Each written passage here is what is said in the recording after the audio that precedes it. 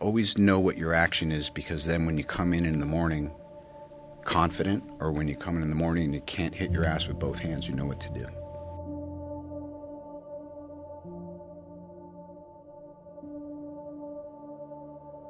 Just boil down what it is you're doing, whether there's a camera around or just what am I doing today. Today I'm showing up and I'm trying to be honest and also to listen and learn.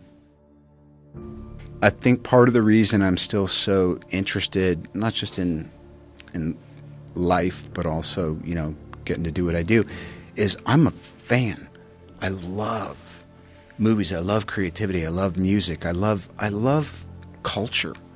And the fact that I actually have a place in it while I'm observing it and digging it is like, it's an honor.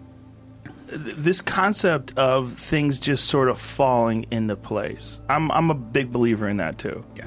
What is that though? Is that you getting out of your own way? Like what is that? Isn't that 70% of it? Yeah. Yeah. I'd say it's 70% maintenance of what can I do to do my part to stay out of the way. And then the other part, I always think of it as like this little super thin, invisible thread. But you can feel the tug, and you just you have to be really gentle, and you have to pause when agitated, and you have to go for it when you go, like, there's 4 walls in here, which one has the map behind it? It's that one. And you knock down the wall and it's there, you know.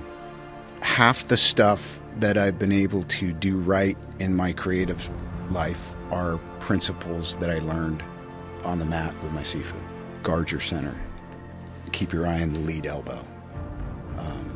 Get to the blind side. Half the time, if I would be in a critical artistic situation, I would just say, because Wing Chun problems are life problems are Wing Chun problems, and I would just go back to how did this kind of relate to... 30 years he has struggled with a dangerous drug addiction that nearly destroyed him, and today he says he's clean, he's in love, and so by the time you're in prison, that's not rock bottom for you?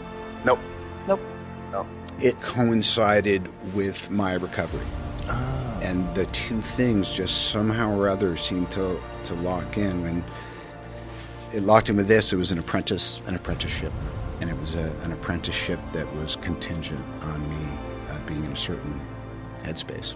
You know, because you can reach out for help in kind of a half-assed way, and you'll get it, and you won't take advantage of it, you know?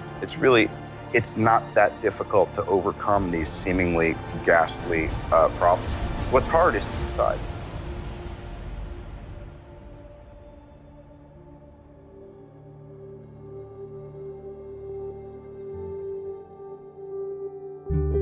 What do they say? Faster alone, further together? How can you possibly hope to stop me? Like the old man said. Together. Sometimes you can only think about further because you gotta get downfield. Other times you're thinking, hey, this is my moment to run, and I need a little help and a little approval, and I need a little leeway. But that's any creative endeavor. It's easy to embrace hopelessness when things seem insurmountable.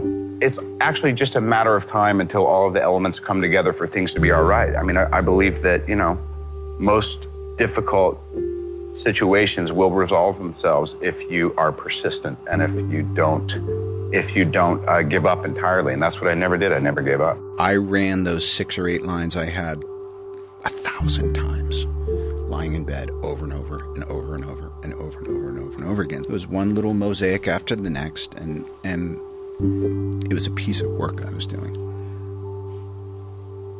And I cared about doing it as professionally and as honestly as I could. At this point in my life and being, you know, kind of middle-aged and all that, well, I know I'm going to fly around the world and I'm going to sell some soap. And I know I have a new project, and I know I've just retired my jersey on this 12-year journey I've been on.